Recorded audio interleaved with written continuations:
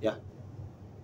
Jadi seperti itu workflow dari aktivitas DevOps ya. Jadi aktivitas DevOps ini merupakan suatu aktivitas workflow yang terjadi secara berulang-ulang ya, secara terus-menerus gitu kan. Membentuk suatu simbol infinity ya, atau tak berhingga gitu, karena prosesnya yang dilakukan secara repetitif ya. Jadi kita bisa lihat di sana bagian development itu adalah dari tahapan planning, coding, build sampai tahapan testing. Nah itu kerjaannya orang developer. Sedangkan tahapan dari orang operation itu mulai dari tahapan release, deploy, operational sampai dengan mau monitor. Nah ini adalah pekerjaan yang selanjutnya dihandle oleh orang operation gitu. Jadi kalau orang ini kalau kalau bekerja secara terpisah gitu ya. Kalau bekerja secara terpisah, developer ngurusin plan, kode, build dan testing, operation ngurusin release, deploy, operate dan monitor. Tapi kalau digabung DevOps, berarti orang DevOps dia nanganin semua. Jadi developer tadi 4 pekerjaan, ops tadinya itu 4 pekerjaan, ketika digabung jadi 8 siklus pekerjaan yang dilakukan secara terus menerus. Nah, jadi kita akan mencoba untuk membahas daripada setiap tahapan-tahapan yang ada gitu. Nah, ini apa sih yang dilakukan mulai dari tahapan planning, apa yang dilakukan mulai dari tahapan developing, build, testing dan lain sebagainya. Nah, jadi tahapan pertama yaitu adalah tahapan yang kita sebut dengan planning atau yang kita sebut dengan perencanaan. Nah, ini adalah tahapan yang paling awal dilakukan di dalam proses pengembangan perangkat lunak ya. Jadi kalau idealnya kita kalau problem itu kan dimulai dari yang namanya user ya. Ada requirement engineering ya. Requirement engineering atau yang kita sebut dengan rekayasa kebutuhan ya. Jadi kita bisa tahu adanya kebutuhan dari perangkat lunak yang kita kembangkan itu dari mana? Dari pengguna ya. Karena pengguna yang merasa punya masalah gitu, sehingga mereka mengharapkan kita bisa menghadirkan solusi di sana. Tapi kalau case-nya kita di sini karena kita nggak punya stakeholder ya, kita nggak punya klien yang bisa kita wawancara, maka permasalahan yang kita garap di training ini tuh berangkat dari data analis ya. Jadi mereka bisa mencari masalah dari data gitu. Dari data nanti mereka bikin konsep perancangan untuk selanjutnya nanti akan dieksekusi gitu ya. Jadi karena kita nggak ada orang project manager ya, project manajernya orang dari data analis yang menginisiasi ya. Jadi planning itu enggak selalu kerja awal ya. Yang namanya project itu enggak selalu from scratch gitu kan. Maksudnya membangun dari dasar gitu. Enggak selalu seperti itulah. Enggak selalu kita starting from zero gitu ya. Kadang plan itu kita bisa mulai juga dari proses maintenance gitu kan. Kalau produknya sudah ada gitu. Kalau produknya nggak ada, berarti kita planning untuk membuat. Tapi kalau produknya sudah ada, berarti kita melakukan planning untuk melakukan maintenance ya, seperti maintenance fitur atau upgrade fitur. Tapi kalau pengerjaan berarti pengerjaan fitur ya, lakukan pengerjaan fitur-fitur yang nanti akan ada di dalam perangkat lunak yang kita miliki ya. Nah, jadi kebutuhan ini bisa dari mana? Bisa dari user story ya.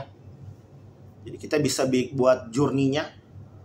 Kita bisa definisikan kebutuhan customer, permasalahan yang dihadapi oleh customer, kemudian seperti apa selanjutnya solusinya, kita bisa rumuskan di dalam suatu user story ya. Dan kita perlu menentukan scope gitu kan. Jadi apa? Kalau sekarang itu ada kita kenal dengan istilah MVP ya, minimum viable product ya. Jadi karena produk itu sebenarnya cakupannya cukup luas ya. Jadi kita batasi scope-nya gitu. Kita kerjain yang fitur utama dulu gitu, karena fitur di dalam perangkat lunak kan banyak, tapi kita bisa menentukan mana sih core fitur yang nanti akan menjadi layanan utama dari produk yang kita kembangkan gitu. Nah, kita fokus ke sana dulu gitu. Nah, itu yang kita sebut tadi dengan MVP ya, minimum viable product. Jadi anggaplah fitur kita nanti ada 30 nih, tapi fitur utama kita cuma 3, ya sudah, kita fokus dulu ke MVP-nya ya, ke minimum viable produknya. Nah, itu yang kita sebut dengan area scope-nya, area scope dari project yang selanjutnya nanti akan kita kerjakan terlebih dahulu gitu. Dan produk itu tentu dia punya target scope-nya ya, siapa sih yang selanjutnya nanti akan menjadi audiens gitu kan. Siapa sih yang selanjutnya menjadi calon pengguna daripada produk yang nanti akan kita kembangkan. Jadi nggak ada itu bikin aplikasi ini penggunanya siapa ya nanti ya, itu kita udah punya bayangan gitu bahwa produknya ini nanti akan digunakan oleh customer dengan usia misalkan itu udah ada gambaran usia dari sekian sampai sekian yang punya kebutuhan untuk investasi, menabung, nah itu. Dan yang namanya project tentu ada yang namanya timelinenya, ada waktunya gitu. Kenapa dia harus didefinisikan waktu pengerjaannya ya? Karena ada anggaran. Jadi proyek itu ada 3. Ini yang perlu kalian ketahui. Jadi proyek itu 3. Waktu, anggaran, dan sumber daya manusia. Jadi kalian harus bisa manage ketiga variabel ini dengan baik gitu. Anggaran pasti habis. Sehingga kita harus bisa memaksimalkan anggaran ini agar proyek bisa selesai tepat waktu. Jadi tidak ada itu sejarahnya proyek tidak dibatasi oleh waktu, gak ada. Semua proyek pasti dibatasi oleh waktu. Karena apa? Karena melibatkan tim gitu. Tim itu dibayar gitu ya. Dan anggaran pasti akan habis dan waktu terus berjalan, sehingga manajemen proyek di sini menjadi hal yang penting. Apalagi dan lebih parah lagi kalau ternyata berjalan proyek dengan kondisi anggaran yang sangat terbatas dan waktu yang sangat mepet. Wah, itu project manajernya itu harus betul-betul putar otak. Disitulah di challenge-nya sebenarnya. Kalau mau lihat project manajernya itu jago, coba lihat dia di deadline waktu proyek yang sempit dan anggaran terbatas. Kalau dia manajemen keuangannya bagus, manajemen waktunya bagus, manajemen sumber daya manusianya bagus, itu pasti akan terkejar. Dan tidak semua project manager yang saya temui bisa seahli seperti itu ya. Memang the legend lah ya. Memang dia udah sering nge-handle project lah itu. Jadi banyak PM yang nggak mau ambil resiko ya dengan kondisi yang seperti itu. Tapi ada yang berani gitu. Yang memang betul-betul mempertaruhkan kredibilitasnya sebagai seorang PM gitu ya. Nah, jadi disinilah kita mendefinisikan di tahap planning ini, kita mendefinisikan bagaimana proses kolaborasi itu terjadi, karena kita tidak hanya sekedar ngelola budget gitu, kita ngelola SDM, kita ngelola manusia. Dan yang namanya manusia ini pasti punya watak gitu. Manusia ini punya kebiasaan, pola yang behavior yang berbeda-beda gitu, yang ini selanjutnya menjadi challenge kita untuk nge-manage mereka gitu. Mungkin ada yang punya kelebihan dari sisi manajemen waktu, ada yang punya kelebihan dari sisi teknis, ada yang punya manajemen dari kelebihan dari sisi administrasi. Nah, kita harus bisa memanage orang-orang ini gitu. Jadi ada istilah put the right person on the right place ya. Jadi tempatkanlah orang yang tepat di tempat yang tepat kalau ingin menghasilkan suatu output yang berkualitas ya. Nah, jadi kita harus bisa melihat kompetensi dari masing-masing anggota tim gitu. Kita lihat di mana kelebihannya, skillnya, dan kita alokasi sesuai dengan bidangnya gitu, sehingga dihasilkan suatu produk yang berkualitas tentunya, dan tentu saja diharapkan waktunya bisa diselesaikan dengan tepat waktu gitu, karena dihandle oleh orang yang memang berkompetensi di sana. Ya. Terus kenapa ini tuh aku nggak tahu bedanya ya. Kalau misalnya beberapa perusahaan tuh aku lihat dia nempatin bukan project management tapi project control. Project control, oke. Itu beda purpose-nya kah atau sebenarnya mereka sama aja gitu? Begini, jadi project manager itu kan, project control itu sebenarnya salah satu fungsionalitas dari project manager ya. Jadi kalau manager kan sebenarnya skopnya jauh lebih luas ya, karena dia kan manage dia manage waktu, manage anggaran, manage SDM gitu kan. Ya termasuk di dalamnya adalah fungsi kontrol gitu, dan tujuan adanya project control ini, control manager ini ya untuk mengambil salah satu tugas dari project manager gitu sebenarnya. Biar proses kontrol itu bisa dihandle oleh tim yang lebih spesifik gitu. Jadi memang PM ini sama kayak tim programming gitu, mirip-mirip lah, yang namanya divisi itu pasti ada pembagian ya. Kita aja di programming ada front end, back end ya. Begitupun di manajerial ada control manajerial, ada time manajerial gitu. Ada timeline manajerial gitu. Jadi kenapa perlu ada pembagian tugas? Karena tujuannya adalah untuk quality control sebenarnya. Tujuannya adalah untuk quality control, biar semua bisa terkontrol, bisa terpantau, bisa tercover dengan optimal.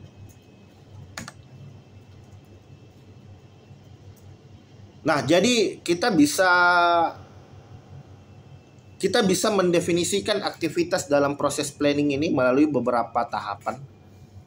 Ada yang kita sebut dengan backlog ya. Jadi backlog itu adalah kumpulan task ya. Jadi misalkan kita untuk 3 bulan terakhir ini kita mau ngerjain 5 fitur nih, ya itu kan. Itu yang kita sebut dengan backlog. Jadi kumpulan tugas yang selanjutnya nanti akan kita kerjakan. Nah, tugas-tugas itu selanjutnya nanti kita tentukan alokasi waktunya. Oh, ngerjain fitur transaksi kita butuh waktu 1 bulan misalkan. Terus ngerjain fitur keranjang belanja kita butuh waktu 2 bulan misalkan. Nah, baru kita lakukan sprint. Jadi sprint ini udah mulai masuk ke dalam proses eksekusi. Terus dipantau progresnya. Kira-kira dalam durasi waktu 1 bulan itu progresnya sudah sampai sejauh mana gitu kan. Jadi kalau mau agile ya, kalau mau lincah ya, kita mulainya dari yang bisa kita capai dulu gitu. Kita takutnya kalau kita mau handle langsung banyak gitu kan, pasti waktunya juga nanti akan lama gitu kan. Jadi kita bisa klasifikasi dulu dari fitur utama. Jadi kan nanti skopnya akan lebih kecil, sehingga waktu pengerjaannya juga bisa lebih cepat gitu. Tapi dengan catatan project ini harus dibuat agar saling independen gitu ya, agar bisa nanti langsung integrated gitu. Jadi kita hindari inisiasi project yang sifatnya itu adalah dependent gitu, saling ketergantungan. Jadi kita hindari misalkan tim database engineer udah kerja, terus tim desainer nunggu gitu kan. Tim desainer lagi ngerja bikin UI UX, tim programming nunggu. Ya, kita hindari seperti itu. Kalau bisa sejak awal mereka udah paham worknya, tasknya, dan mereka bisa bekerja secara independen gitu. Dan nanti setelah tahapan sprint ini selesai, kita mulai integrasi gitu, untuk melihat bagaimana, apakah proses integrasinya ini berjalan dengan lancar atau mungkin ada permasalahan yang muncul di sana yang harus kita solve gitu ya. Nah, jadi masing-masing udah tahu worknya, terus nanti tinggal integrasi gitu ya. Masing-masing udah paham flow-nya gitu. Jadi nggak perlu ada saling menunggu ya. Jadi ini kita hindari nih proses yang ini tadi ya, ketergantungan ya. Jadi semua harus bisa saling bekerja secara paralel, dan nanti di akhir baru kita mulai untuk integrasi. Nah, karena integrasi itu pasti ada masalah, ya, pasti akan muncul. Oh, ini ada error saat integrasi. Nah, itu jadi PR kita lagi untuk di solve gitu ya. Jadi hitungannya misalkan, jadi hitungan sprintnya misalkan 3 bulan itu udah semua ya, pengerjaan, integrasi, termasuk pengujian itu ya, itu udah semua. Jadi 3 bulan itu udah jalan itu. 5 fitur itu udah bisa operasional.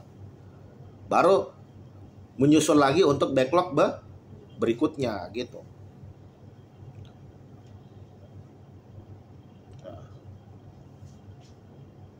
Nah, kita bisa planning juga, bisa user story ya. Kemudian kita bisa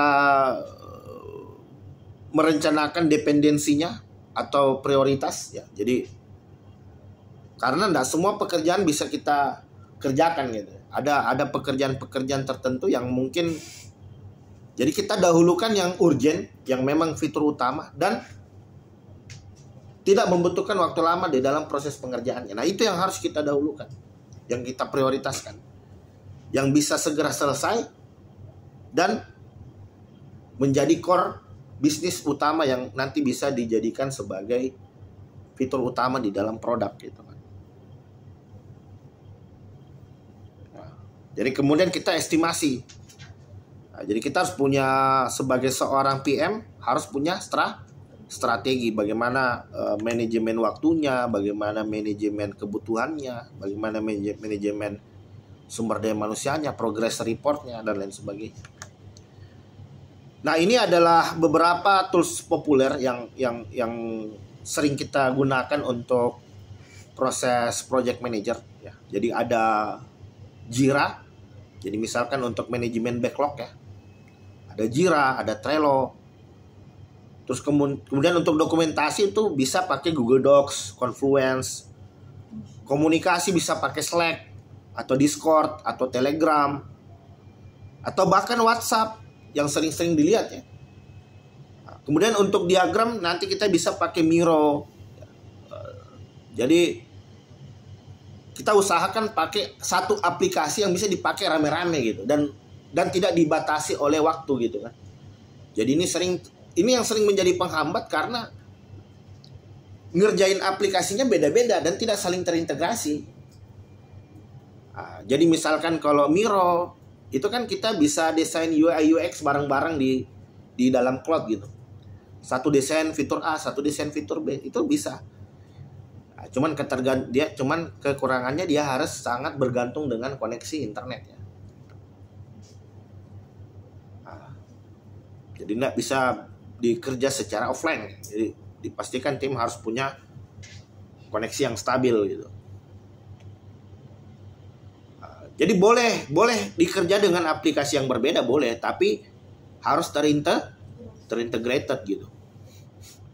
Ini yang susah kalau aplikasinya tidak terintegrasi dan tidak termonitor. Kita nggak bisa lihat progres dari anggota tim. Nah, jadi kalau proses planning ini pasti akan melibatkan beberapa tim di dalam pelaksanaannya. Jadi kita udah bahas terkait dengan aktivitas, kemudian tools, dan kita bahas juga terkait dengan tim yang selanjutnya nanti akan terlibat. Jadi ada istilah kolaborasi adalah kunci gitu ya. Kerjasama adalah solusi, kolaborasi adalah kunci. Artinya kita harus bisa mendefine apa tugas-tugas yang selanjutnya nanti akan dilakukan oleh tim gitu. Misalkan tim developer dia pasti mempersiapkan solusi. Jadi fitur itu solusi ya. Fitur solusi. Ya. Jadi solusi yang dituangkan ke dalam suatu logic perangkat lunak gitu kan. Operation mempersiapkan environment yang memudahkan tim developer untuk menghasilkan suatu solusi secara real time.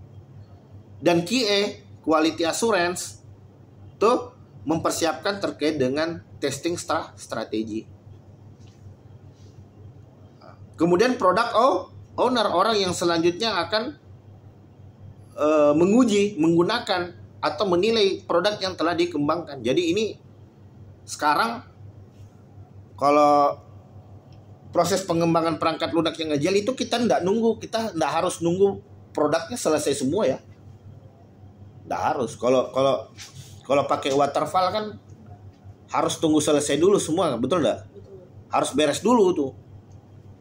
Baru bisa digunakan oleh pengguna. Ya, kalau pendekatan pengembangan perangkat lunak yang modern saat ini itu tidak harus nunggu selesai. Jadi 1 atau 2 fitur yang jadi itu langsung bisa digunakan oleh pengguna. Jadi jangan berekspektasi bahwa wah ini aplikasi yang di internet sudah final gitu. Pernah buka aplikasi ya, saya akses sekarang ini fiturnya belum ada. Tapi akses besok ternyata ada fitur baru. Terus tampilan berubah. Karena memang proses pengembangan perangkat lunak itu nggak ada finishnya. Bahkan sudah ada di production pun itu dia masih di deploy, masih di maintenance gitu. Jadi MVP tadi yang saya sebutkan, minimum viable product, 2 atau 3 fitur aja udah jadi, itu udah bisa langsung digunakan oleh pengguna. Kenapa? Karena kita mengharapkan adanya feedback, masukan apa yang perlu diperbaiki, apa yang perlu ditingkatkan. Jadi tidak mungkin menghasilkan suatu produk yang berkualitas kalau tidak mendengarkan masukan-masukan dari pengguna. Jadi teman-teman harus sering-sering lihat itu, ya. Aplikasi di Play Store ya, Beyond itu lihat itu review-reviewnya pengguna itu lihat, pelajari. Oh ini mereka kendalanya ini. Itu menjadi masukan untuk pengembangan yang lebih baik ke depannya. Terus kalau orang security apa? Jadi kita harus punya job desk gitu. Kita harus punya tugas-tugas yang selanjutnya nanti akan dikerjakan oleh tim gitu. Jadi kita hindari tuh, wah saya mau ngerjain apa ya? Sekarang saya mau ngerjain apa ya? Terus minggu depan mau ngerjain apa? Jadi hindari. Jadi sebisa mungkin semua sudah terdefinisi. Jadi sudah tidak ada pertanyaan lagi saya hari ini mau ngerjain apa. Itu semua udah ada tugasnya gitu. Udah ada terdefinisi secara tertulis gitu. Nah, jadi ini adalah masalah yang kerap kita temui dalam proses planning. Jadi yang pertama ya kurangnya komunikasi antar tim ya. Jadi komunikasi itu 2 perlu dilatih. Pertama memang anggota tim dia harus mulai belajar untuk terbuka. Ya. Kemudian yang kedua kita harus ciptakan juga lingkungannya. Ya. Nah, pertama kita ciptakan lingkungannya agar bagaimana lingkungannya environmentnya itu terbuka untuk orang bisa berbagi, untuk orang bisa berkomunikasi. Jadi ada istilah apa namanya? Lingkungannya toksik gitu. Lingkungan toksik. Nah, itu. Jadi kenapa terjadi lingkungan toksik ya karena tidak adanya environment yang mendukung antar tim untuk bisa berkembang gitu ya. Jadi harus dibuat yang environment sehingga mereka bisa berkolaborasi, berkomunikasi dengan mudah.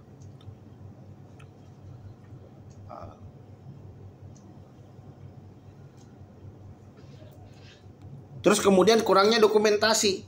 Ya, jadi seperti yang saya sampaikan kemarin ya, namanya pekerjaan itu sebenarnya pekerjaan berulang. Pekerjaan yang sudah pernah kita dapatkan sekarang, 2 bulan kemudian dapat lagi, 3 bulan kemudian dapat lagi. Jadi idealnya kita harus punya dokumentasi gitu, sehingga proses pengerjaannya itu bisa dilakukan lebih cepat karena kita udah punya catatannya sebelumnya, kita udah punya historinya. Oh, masalah ini cara solvingnya seperti ini, masalah ini cara solving. Jadi memang based on pengalaman ya, based on permasalahan yang pernah ditemui sebelumnya. Dan kalau ada permasalahan baru ya itu harus kita dokumentasi juga ya. Jadi kita ngumpulin ke knowledge ya. Jadi bekerja itu adalah belajar sebenarnya. Bekerja itu adalah belajar. Belajar dari pengalaman, belajar dari kasus, belajar dari teman, belajar dari lingkungan gitu ya. Jadi seperti yang saya sampaikan kemarin ya, misalkan orang engineer ini penyakit orang engineer tuh malas dokumentasi ya, apalagi yang ngurusin teknis atau ngoding. Padahal sebenarnya itu jadi value gitu. Dokumentasi kita itu punya nilai gitu yang sebenarnya bisa kita gunakan lagi secara terus-menerus ke depannya gitu. Apa istilahnya apa? Touch it knowledge ya. Nah, touch it knowledge itu knowledge yang didapatkan melalui expertise.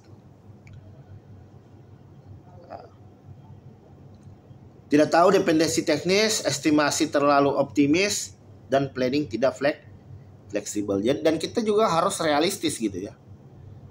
Istilahnya apa? Harus bisa ngukur diri lah. Tujuan saya jauh dengan kondisi kecepatan saya yang seperti ini, itu kira-kira terkejar apa enggak gitu. Jadi kita harus bisa untuk bisa mengetahui sesuatu, kita harus bisa dari mengenal diri sendiri dulu. Kita tahu kemampuan kita dan kita bisa ukur dari situ apakah proyek ini selanjutnya bisa terkejar atau tidak gitu. Kalau tidak terkejar berarti apa? Saya harus butuh solusi, saya butuh penambahan tim, saya butuh tools, saya butuh expertise. Nah, itu harus punya strategi gitu ya. Nah, ini best practice yang umumnya bisa kita lakukan di tahapan planning. Kita bisa pakai agile board ya. Jadi proses monitoring dilakukan secara real time dan breakdown task menjadi bagian yang kecil-kecil sehingga bisa di manage. Dan lakukan manajemen resiko. Ya, jadi apapun pekerjaan itu pasti ada resiko. Kita harus bisa manage resiko itu sebelum proyek itu kita lakukan, kita laksanakan. Dan ketika kita tahu resikonya, kita harus tahu apa konsekuensi yang selanjutnya nanti akan terjadi. Sehingga dengan begitu kita bisa mengantisipasi konsekuensi yang bisa saja terjadi di dalam jalannya kegiatan proyek.